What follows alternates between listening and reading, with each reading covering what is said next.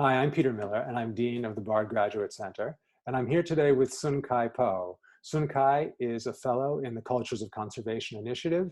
As an undergraduate at Carleton College, he studied studio art and chemistry, and then went to the Institute of Fine Arts at NYU to do a degree in conservation. So my first question is, what's it like as a conservator coming to the Bard Graduate Center to Cultures of Conservation, but more broadly, the sort of full spectrum approach to studying the cultural history of the material world, archaeology alongside of art history, alongside of anthropology, alongside of history?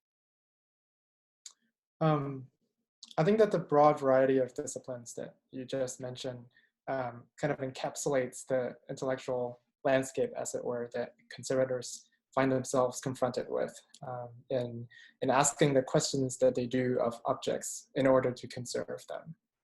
So I think, the sort of simple realization that, for the longest time that things have been made, they have also been repaired and restored in different ways, and that conservators find themselves engaging with this narrative, but also being a part of it through their actions, lends itself very seamlessly in some ways to find conservation as equally a discipline to be considered when thinking about questions we should ask of things around us, such as what is being done at the BGC. And do you think your time at the BGC and the conversations you have here with people from different disciplines has made you think differently about what it is that conservators do, or what it is that conservation as a kind of intellectual venture is about? Yeah, I think, speaking for myself and personally as a conservator, sort of freshly fresh from my training, as it were, even though I don't have the decades of conservation experience to draw from, I recall very much my own training, and in graduate school, we were very much encouraged to make cross-disciplinary connections between art history and art conservation at the Institute of Fine Arts. And I think being here at the BGC puts me in touch with this broader intellectual landscape, where I think not just continue to make these connections, but also to examine, what it means to produce knowledge, as it were. So I think in this sort of transdisciplinary space for thinking about objects has really inspired me to think of conservation not just as a way to answer questions about objects, but as a meaningful way to pose questions of objects.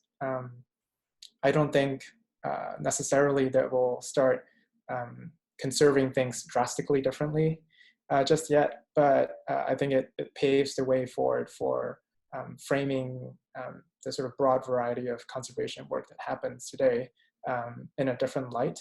I think in the broad sense, we are at this point where more digital and virtual technologies are emerging alongside a renewed interest in making and in craft, as well as grappling with sort of a broader societal discourse about cultural diversity and inclusivity, as well as its sort of implications.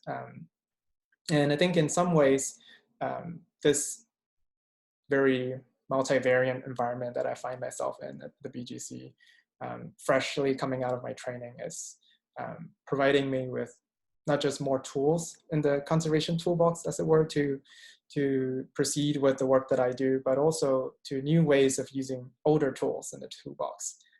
So different levels of reframing, so to speak.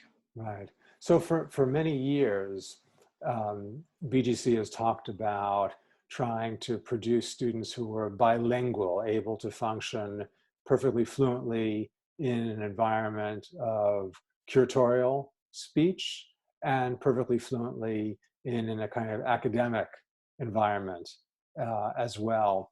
And I'm wondering, you're going to be curating an exhibition at the conclusion of the Cultures of Conservation Initiative.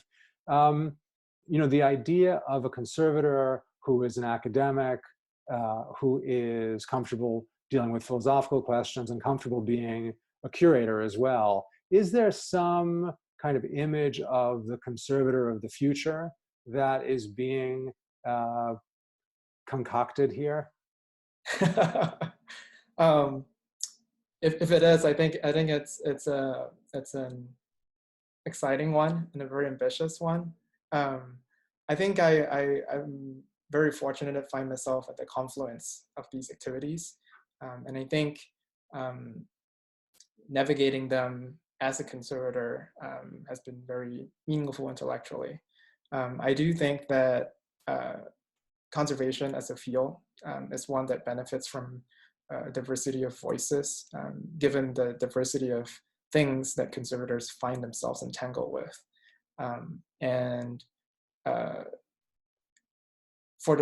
feel I sort of see conservation in an institutional context or in a museum context, as it were, as a hub for these lines of inquiry. And so for a conservator to be able to acquire the curatorial skills or to understand curatorially what is being accomplished by an institution alongside the conservation needs of the collection, as well as the broader sort of institutional effort that museums find themselves in today, especially. I'm thinking about their responsibilities for society and for culture and for continuing to collect and display things. I think it's very encouraging, and I think it expands the definition of what a conservator can be and perhaps should be, but I perhaps won't just venture there quite yet.